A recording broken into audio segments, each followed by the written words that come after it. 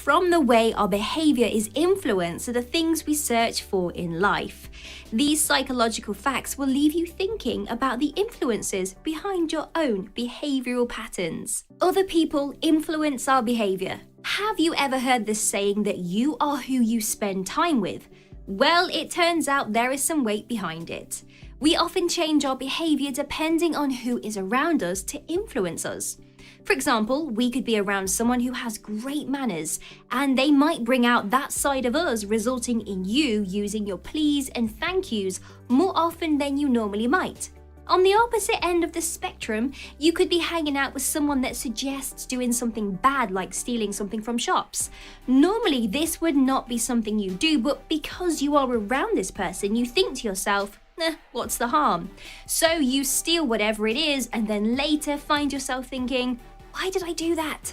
We often change our behavior when we have a partner and can adopt behaviors that mirror theirs. Although it's no secret that our behavior can be influenced by people around us, I think it's surprising to realize the degree to which we are influenced. People will go to great lengths to obey an authority figure. Not everyone is a law-abiding citizen, but the majority of us are. Most of us will go to great lengths to obey any authority figure. This could be your mum, dad, a teacher, a manager, or take it to a more extreme length, the government. The list of authority figures does, of course, go on, but these types of people hold a lot of power. Often we will go to great lengths and sometimes dangerous lengths to obey them. Psychologist Stanley Milgram found that participants in his study were prepared to administer a potentially fatal electric shock to another person when they were asked to by someone in charge of the experiment. The power that authority figures have over us is ingrained in our psyche, and this can get us into trouble sometimes. We have a need to conform. Societies thrive on conformity, and so do groups. Most people will go along with a group even if they think that what the group is doing is wrong. Solomon Ark, who is another psychologist, conducted some experiments on the need to conform. A group of participants were asked to judge the length of 3 lines.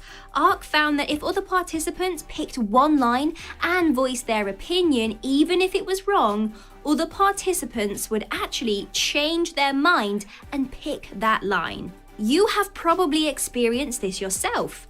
You have your mind made up about something, but then someone suggests something different, and suddenly you think to yourself, am I right? Should I change my mind?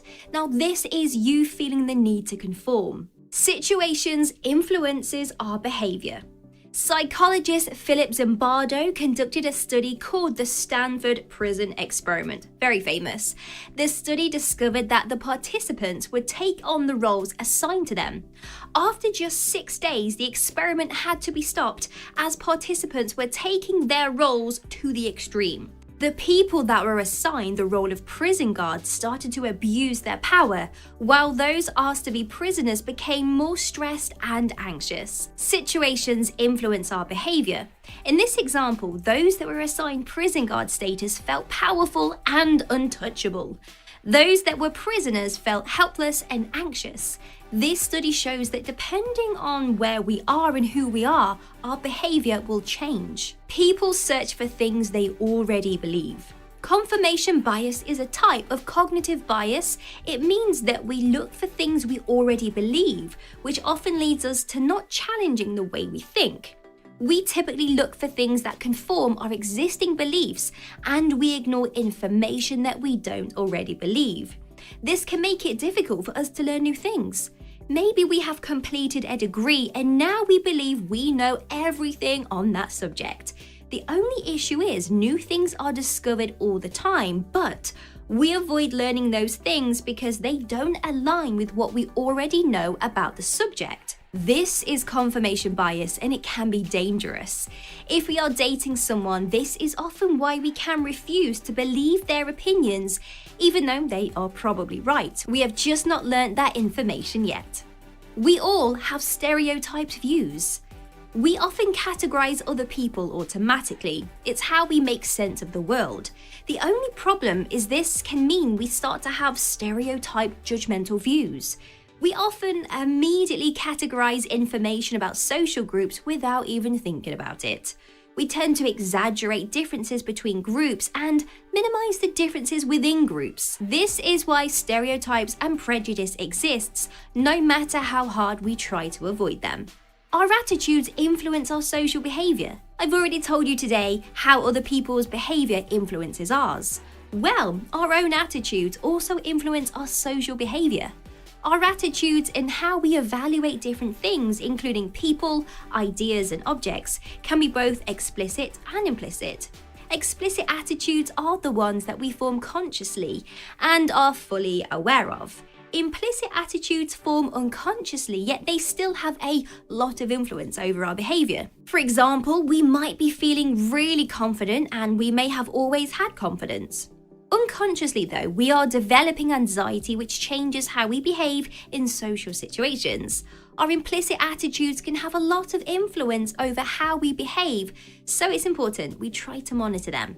Our expectations influence how we think others should behave. Our perceptions of other people are normally based on social norms, social categorizing, and expected roles.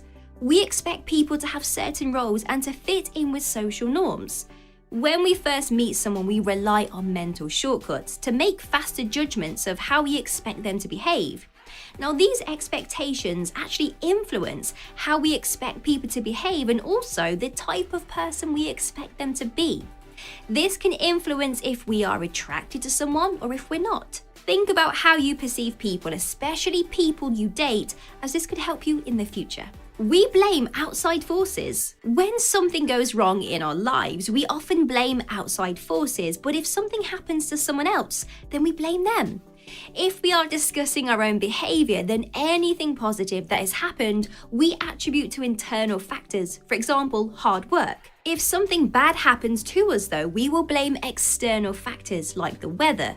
When we are talking to someone else, however, we will attribute their behaviors to internal factors, often saying things like, "It was their fault." Now, this is called actor-observer bias. We would rather go along with the crowd. We don't want to make a fuss. We would much rather just go along with the crowd. Now, part of this is our need to conform with other people and with society, but the other part is based on something called group thinking. When we are in groups, we often go for the majority opinion instead of striking on our own. We don't do this because we are shy. This is called the group thinking phenomenon and tends to happen when a group of people have a lot in common or an authority figure that guides them to make certain decisions.